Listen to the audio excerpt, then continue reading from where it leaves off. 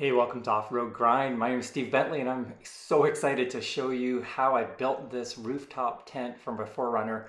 We use this exclusively over the summertime on a 3-week vacation to Colorado, and it was amazing. We just loved it. It worked great. And I'm going to go into detail about how I built the platform and then how I got the fabric all organized. Not so much into detail on the sewing component of it, but I'll show you how I put all the panels together and put the windows and screening in. And yeah, it worked great. Loved it. Loved how easy it made to set camp up each day, and I'll show you how that all worked.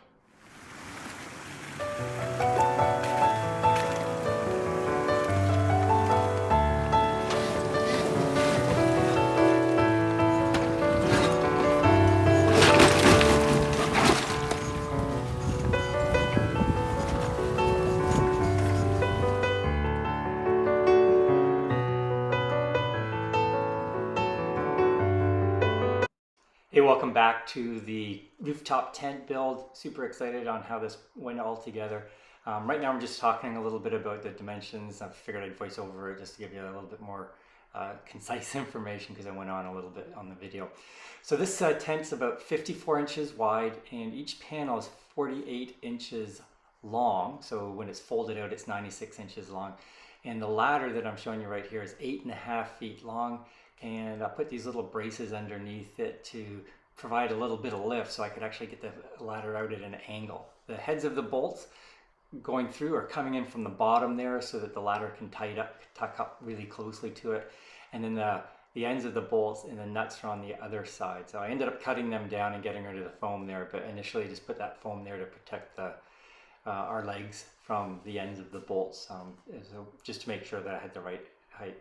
So this is an 8.5 foot long ladder because the top of the truck, the roof rack, is around 7.5 feet, I think. It's about 80 inches long now, so yeah, about 7.5 feet. So if I've got a bit of a sloping ground away, we're going to run into problems if the ladder was too short. So an 8.5 foot ladder. A couple times I've used almost to a full extension, but it seems to be the perfect length for us, so that worked out really well. So these I just cut out of 3/16 inch steel, bolted them up from the bottom, and then as you can see the conduit, and I'll go over how I bent that, just attaches into these. Again, they've got the heads of the screws on the inside here to keep a nice smooth profile because I don't want it to scratch any air mattress that I put in there. And then these recessed heads here are for the bolts that attach the rooftop tent right to the roof rack. But this works great. You don't have to crank them down really tightly. I use a lot of nylon nuts in order to stop them from undoing as easily when I don't want to crank something as tight. These are just regular nuts, and I don't need a lock nut on those. I'll probably put some Loctite on once I get this all done.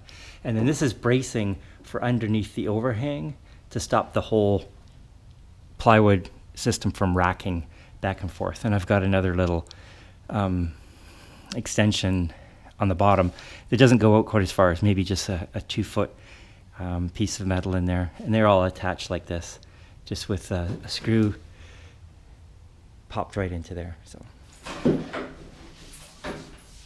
as you open it, it just opens up automatically. So if I'm pulling this open on the roof, you'll see later, I'm going to grab the ladder, open the ladder, pull or lever the whole thing up. And it works so easily at opening up. So right now, because this isn't really flat, when I do that, when I stand on it, it's actually open flat. All these wires get nice and tight. But this is just conduit, it's 1/2 inch conduit. So I can get up to 48 inches basically for height because that's the length of each one of these panels of the plywood. So it's 54 inches wide, but each piece of wood is 48 inches long. So this here is about 48 inches long. So when I close this down, as you can see, these extensions of the conduit didn't extend out past the plywood. So, and I used a pipe conduit bender. This thing made life really easy. You don't need this. You can just get a piece of 2x4 and put a hole in the end of it, feed the conduit through it, and just gradually bend it. This was just so much easier. Just put the pipe in here like this, marked out where you wanted it, put that like that, and then just bent it. It's like so simple. Well worth the $35 for a pipe bender. If I wanted to, I could probably just take this back because I didn't really use it too much. Like, it's brand new looking, nothing to it. But I kind of like it, and if I'm going to be doing this for some other people, I want to have that thing because it just made life so much easier. Because I made the conduit so big, these are 10-foot lengths, I needed an extra couple feet, so I just got a couple of extension brackets here. They're like $5 for $1, something so not expensive. This is 3/32 inch nylon coated wire, and I just used some crimps here in order to stop it from moving, so that when I opened up the tent, as you could see, these just deployed all automatically. They just opened up. Just some rings and a bolt on the other side. Just crimp those together. This tent, especially with the annex that I'm going to build onto it, if I was going to buy that, it's probably going to cost me a few $1,000s, I would think. So far, I'm into it for $5 a pop for the conduit. So it's at 1, 2, 3, let's say 4, $20 for the conduit. The steel, bolts, not expensive. It's just buying it and having it. So far, the most expensive part of this build is the plywood, which is, or in the ladder. I think the ladder was $80, and then the plywood, I think I had to pay $70 a sheet for that because I waited to get it. So $140, 80. So that's at 220, another $20 for, so like $240 so far for the platform part of it. $5, $10, so $250 for this so far. And then let's say, and add in generously another $50 for steel, so $300. And then the fabric is, I think it's probably for everything, including the annex, I think I paid like $200 and something for that. And then I've got a whole bunch of zippers over here that I'm going to be incorporating into the build. So, $500-600, I think. Again, not inexpensive, but certainly less expensive than me buying this somewhere. Got some seam sealer that I'm going to be using. Got some buckles that I'm going to be using to secure the tent fly down, and just lengths and lengths of zippers and poles. Can't remember what's in there. Oh, another zipper. Yeah. Something's in here too. Can't remember. More zippers. Lots of zippers. Anyways, this is build so far, and I've got some screen here for windows and doors, but looking forward to having this all together, and it's going to be awesome to take on our trip to Colorado this July for a few weeks. So there we go. So here's the fabric that we're going to use for the tent. It's OtterTex PU coated. The backing has got a coating on it. So I'm going to turn this inside out, so the good side is now on the inside. And what I did is I measured, here's my measurement.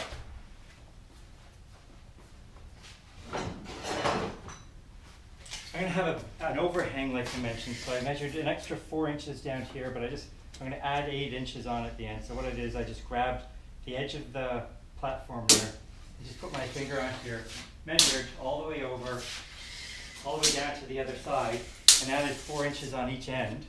So I came up with 109 inches. I just went inside, unrolled this big 25-yard roll of fabric, and cut out 109 inches on that. And then for the sides, did the same thing. So we're 96 inches from the one end to the end, because it's 2 4x8 sheets of plywood placed side by side. And I added 3 inches to the end of that. So I want 4 inches extra here, put 3 inches on the end and above here, so that I can start to make the hem and have lots left over. I want to be able to cut extra off. I don't want to have to worry about adding anything on. So 96, I added another 6 inches, so I cut 2 lengths that are 102 inches long.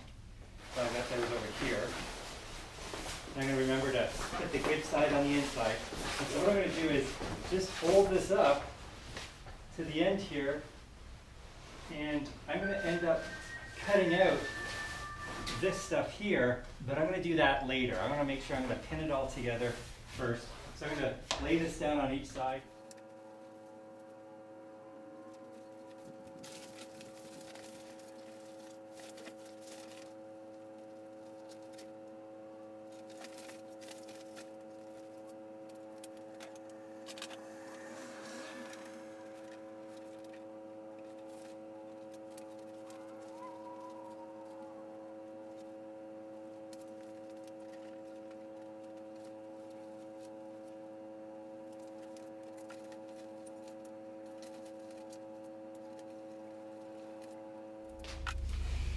So as you can see, this is pretty monotonous, so I'm going to skip all this part here so you don't have to watch it, even though I'm going to just be going quick.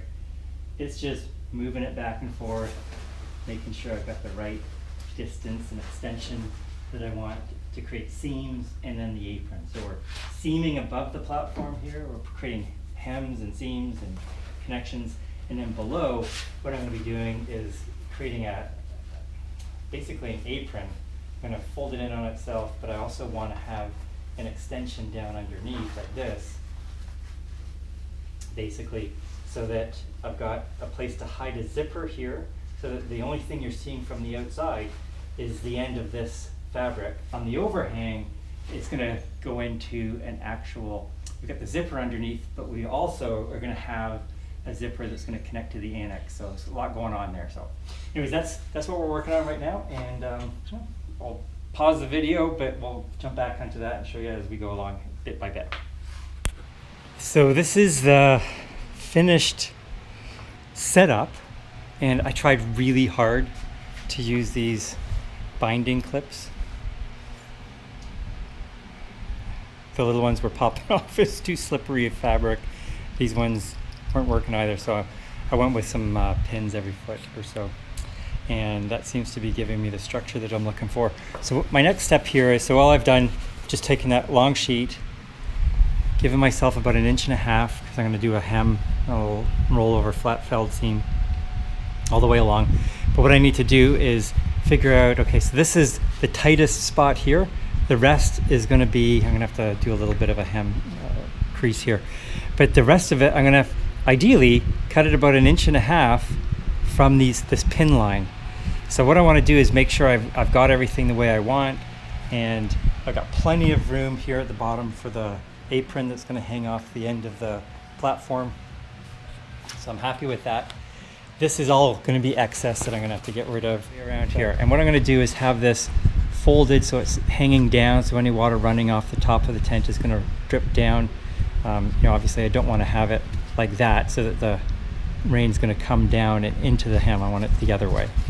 Kind of, it's not going to be this kind of a hem, but it's going to be like that, right from the outside, and it's going to roll down and off. As you can see, I've also cut off a bunch of the even more excess. So I've got myself about 1.5 inches to 2 inches, 1.5 inches minimum, probably to 2 inches overall, and still keeping it nice and tight at the ends. Got that on both sides. I think I'm pretty much ready to start to sew this in, at least put one stitch line in, and then refit it after I take the pins out. One of the things I'd recommend that you do if you're going to be doing this sewing is just grab some of your fabric that you had to cut off and just do a little bit of practicing. I know I'm always in a rush to dive in and start doing things, whether it's welding or cutting or in this case sewing. And I think it's really important to try a few different things out in terms of how you're going to try to attach the material. So as an example, when I first was pinning the tent together, I was going to be pinning it back good faces together. And then that brought me to this here. So I'm going to have this stitch down here that brought the two faces together. And then I was going to fold it over and run another stitch down there. So I was just practicing. Didn't really like the way that looked, mainly because any water rolling down here is gonna, there's actually a stitch right there. So I've got a whole line of holes all the way down this seam here, this edge, which is this stitch. and just didn't like that. So that's why I went to the flat felled seam where we talked about earlier. And here's an example of what that looks like. So what I did is, you can see that this material here, this face here, folds up and goes inside this one, and then this one comes down and goes around it. So there's actually no, although I've got stitching that goes through, I'm going to be able to seal that from the inside with some seam sealer. It's over in the box over there. But I'll just dab that all along here, and it'll just fill in all these holes and swell that thread up and seal it out. So just make sure when you are folding that seam over, you want to make sure that it's going to be going from the top down like that, so that no water, as an example, you don't want it to be like this. That's the top of the tent, and water runs down, hits that seam, and then starts running inside there. So just keep that in mind. Anyways, I'm going to start unpinning that now that I've messed with that. Throw that aside and start unpinning the tent and start hemming it up. And this makes doing flat felled seams so much easier. It's just a double-sided sticky tape, so you'll see that in action when I'm doing the actual sewing. So we are measuring off and marking the little marks that I put in earlier. So I'm just taking a look at all the little blue marks here that I put when it was pinned onto the tent, and then getting an average line and then drawing that with the chalk.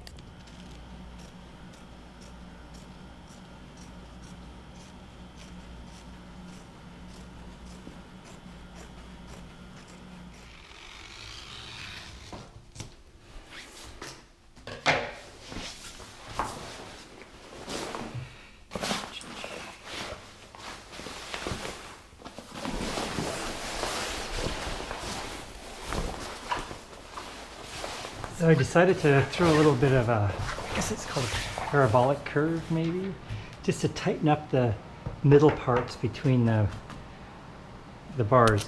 And I'm thinking if I just, on both the top and the sides, if I just pull that in like an inch in the middle, and then gradually slide that back down to the points.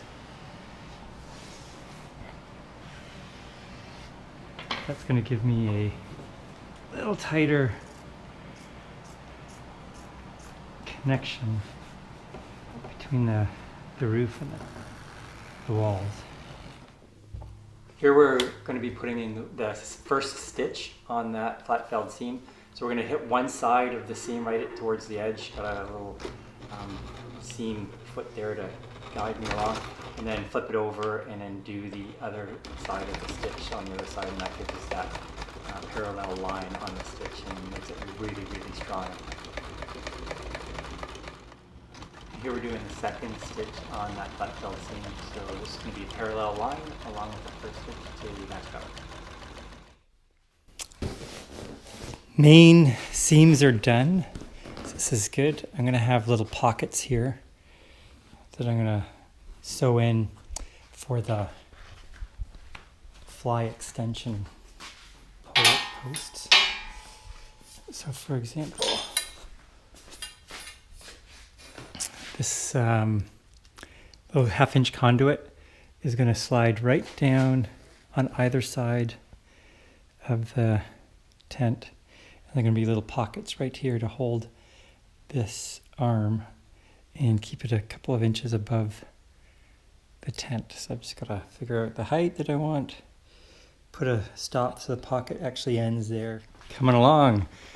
Okay, I'm going to tighten these up a little bit, maybe shorten them a smidge, and just bring the stitching in a tad on it, at least on one side. I'd like it to get, I like the way it looks for sure, but it's just a little floppy, and those fly extensions can come out a little bit. Okay, we're going through cutting out the windows, and I'm changing my mind. I'm going to have it go zip from the bottom up to the top and down, so that way when we're in the tent, you can always zip it down part way I have 2 zippers in there. I've already done the other side. Waiting for some screen. I didn't like the screen that I got. It's too light, so I ordered some more. But it came out pretty good. So we're going to have the screen attached to this outside one, and then there's the zipper on the inside, and this is all going to be zipped from the inside. I want to be able to unzip the screen as well to be able to reach out and undo the fly and allow it to collapse down. Anyway, so here's the process. Putting the 2-sided tape on here, and I'm going to be taking the coil zippers. I'm going to use these for the windows. The doors I'm going to probably use a heavier zipper, but so what I'm going to do is zip this onto there like that, so the raised part of the zipper is going to end up being on the inside. So I'm going to sew this to here like that, a little extension there, and then peel off the sticky that's going to stick on there, and then roll that in and sew it in. And I'm actually going to sew in another one of these when I roll it and sew it. So I'll show you, but I'm going to be sewing in 2 zippers back to back. This outer one will be for the screen, and then the other one that I sew onto the face of this one as I'm sewing this in to create that stitch along here, that'll be for the door, and then I'll zip that up. So that's what we've done here. So this is that's the outer zipper that I just showed you, zipped into the body of the tent. And then there's the other zipper on the inside that when I sewed this in got connected to that, and then I just sewed the other half to the door. So that's the process. So I'll show you how that works. I find this 2-sided tape works really well when you're putting fabric together, or a zipper on fabric, and you're folding it over. It's easy for the lengths to change, so you don't want that to happen. So by sticking them together as you're sewing it, everything stays in the right spot, and which is so important when you're doing this. So make sure you use that 2-sided tape. So as I mentioned, we're going to do 2 passes on the zipper. We're going to sew it on this side here. That's going to be the outside of the tent, and then we're going to fold it in and sew it from the inside with another zipper on the inside. So this will be the screen zipper, and then the one on the inside is going to attach to the window flap. So we're going to start the stitch at the end of the window opening, because we got to tuck this inside eventually. So we don't want to stitch it past the opening. We're just going to start at the opening, and we'll finish it off on the inside later. So I'll lock it in a bit. And I've got a zipper foot here that I'm just going to press up against the zipper line here, and I'm going to keep this, actually I can dial that back a bit. And I'm just going to try and keep the zipper on the inside of this spacer here, and that'll give me a really tight stitch right to the end here. And then when I flip it over, I should get that 1/8 inch stitch off the edge of the fabric.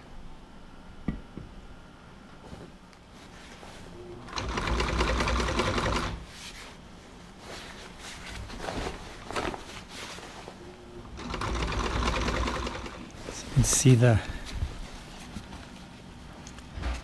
bit of a piping there right around the edge of the outside. So that's what this will be, the screen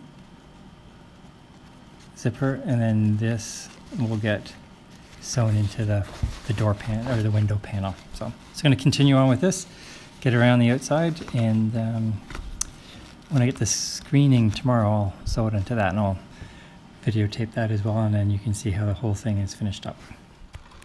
And on the other side of the zipper, this is what's attaching to the screen and also the door panel or the window panel.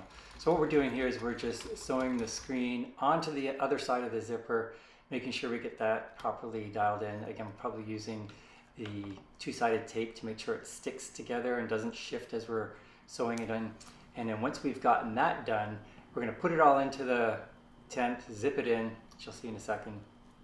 And then we're going to use that positioning to attach the basting to the bottom of the screen, and then sew that right into the bottom part of the window, because we want to make sure we get that into the right spot. So we're just pinning in the basting right now, making sure that's in the right spot, and then we're just going to do a double stitch along here. I used a white or a gray rather thread, but I probably should have used black, but you know, it looked okay, so it was good. The parts. So anyways, a couple quick updates here. Number one, obviously we've got the fly going on. I'm going to put some Velcro underneath the ends here to attach them down to the extension. Put a little panel in the ceiling. It kind of goes over top of the whole thing, and then got some screened roof inserts here. They also have the panel that can screw in just to keep the light out.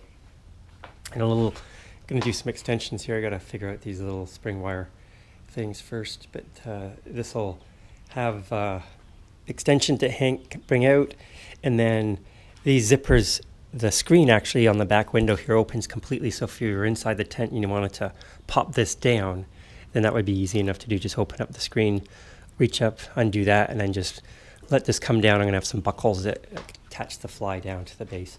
Also going to do some buckles here, down here, probably maybe one here, and then one here down to there, and then at the end of the extension as well. So I did away with the zipper idea on here and went with these little snap clips. So that's going to be a lot easier to put in. Pretty tight, so I just have to swing that over and clip them in. What up, everybody? I am so excited that we have finally got the rooftop tent done. Of course, the wind is picking up right now, so it's going to be blustering all over the place, this annex. The tent itself is really solid, but I'm going to take kind of a quick tour of what we've got done here. I tried to stake down some of the extension there. The wind's pulling things around a tad, but I'm so excited about all the different features that we've got into this sucker. And I'm going to try and take you through some of them. We'll start on the outside. Michelle and I are actually going to be using this for about 3 weeks this summer up in Colorado, and we're just going to be hauling around on different roads and spending our time out and about, and looking forward to being able to use this every single day. And it's going to save so much money on Airbnbs. I think we spent like $3,000 last summer using Airbnbs up in Southwest Colorado. Awesome time, stayed in some great places, but I love camping. I used to be a canoe guide in the wilderness up in Canada, an 11-day canoe trip, so this is going to be a lot of fun. So first of all, as you can see, we've got some clear vinyl. This is like 20 gauge window coverings, and when they drop down, you can reach in from the inside actually, so I don't even have to come out. I can open up the screen, reach down, pop the awning rods off the little hooks there, and they can hook right down here onto these little clips that will secure that and stop it from blowing around, so we can actually look out the window because it's clear even if it's raining, so that's awesome. And not on the back one here, we've got a big overhang. Still decided to see how this is going to hold up to some rain, but if need be, we can always pop this down too. And as you can see, some buckles up there go into here, so we can secure that down from the rain and wind, so that's pretty cool. Same awning on the other side. I've got the perfect amount of room here left after the rooftop tent goes on to actually mount a 100-watt solar panel. It's going to fit in here perfectly. So once I get underway on the bumpers, I'll start looking into getting a solar system and a spare battery. But we've got the entire I think it's an Ottertex canvas material, polyurethane coated on the inside. I've done a spray seal on all the exterior seams, and then did a seam sealer on all the interior seams as well, so I think that's going to be pretty solid. You can see actually there's a vinyl clear panel that runs up across the whole roof, because I've got some screened in sections up on the roof that I'll show you once I got on the inside. That's another 20 gauge panel, and I put the seam sealer all around that as well, so that's pretty cool. I'm actually going to show you how this all gets closed up, but we've got some snap ties in here to keep it all taut and tight. We've got brass grommets covering off all the little holes for the window rods. Little side shield panels there, and you can see there's actually a extended fly set up as well, where you get some good airflow up through the fly, in between the fly and the tent itself. This whole annex system is modular, so if I wanted to, let's say I didn't have this extension on, I could just have this section here, and there's another panel that I can zip in that connects here to the other side, and so it'll just be in behind the ladder there. So I'll take in a tour from this side here. So it'll just come in across here, snap into these snaps, and then I could just have the annex or little privacy area in here. As you can see on the outside, I actually have a heater shower, a tankless water heater, and that just clips into the battery or into the cigarette lighter port just inside the back bumper here.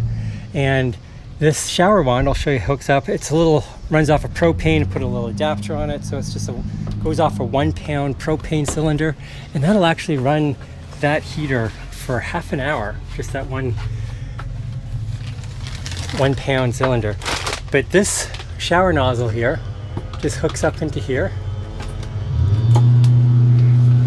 and streams down a bucket of water. A 5-gallon bucket of water will last about 4 minutes, and I have a 13-gallon container that I'm going to be hooking up inside the where the rear spare tire is now, back in here.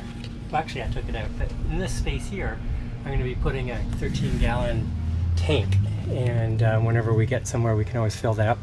Got a little towel rack here, or clothes for hanging on, but this is where the shower nozzle goes. So here's all the annex materials. I've got some grommets in the bottom so we can stake those down and out a little bit, so if and when it's windy you can always access the rear door easily with the annex on, and the front door opens freely as well.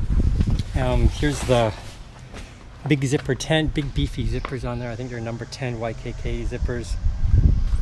So that's lots of room to get in and out. Now let's take you on a tour of the tent itself. So this ladder is super strong and supportive. And let's see, I've got a 4-inch Como top memory foam air mattress, and there's actually little air valves here. I don't know if you can see that, but I just open them up and let it self-inflate. I don't actually put any air into this mattress, and it's the perfect thickness. The first night we used it I put too much air in and it was way too stiff, so that's not what I was looking for. Got some little LED lights here with a little solar controller. Let's see if I can get them turned on. They should be outside, but there we go. Different modes. They light things up pretty nicely in here at night, but there's the ceiling panels. So I can, this time of day in Texas it's so hot, so I just keep those closed, but at night we can open the panels and just have the screen there. And if it's a chance of rain, that's okay because we got that vinyl panel up top. But we've got 1/2-inch conduit here, and as you'll see when I close this up, it just folds itself down and folds back up again. So it's pretty simple. We got little pockets here so I can throw my keys in pretty easily. They just velcro to the side there. And then up where our heads are going to be, on either side we got room for glasses and phones, either vertically or horizontally, depending on how we want to put them. And then here's the window panels for the outside, and there's the vinyl window. Lots of room for air flowing through here. And actually, let's just jump in here, open that up.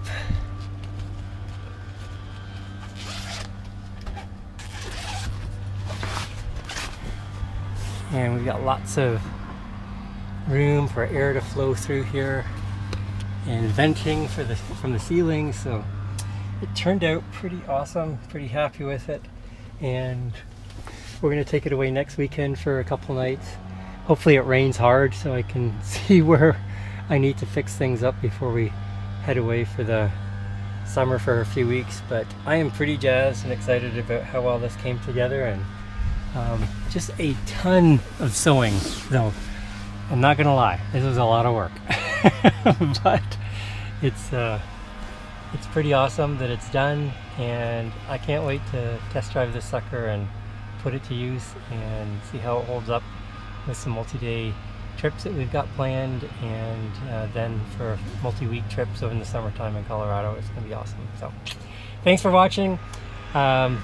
I'm always loving building stuff for the 4Runner and other outdoor off-road activities, so if you're interested in catching up on that, hey, subscribe to the channel, like this video. If you have any questions, let me know. Always happy to help other people build these same things. So if you have questions about what I used or things like that, if you don't see it in the description, ask away.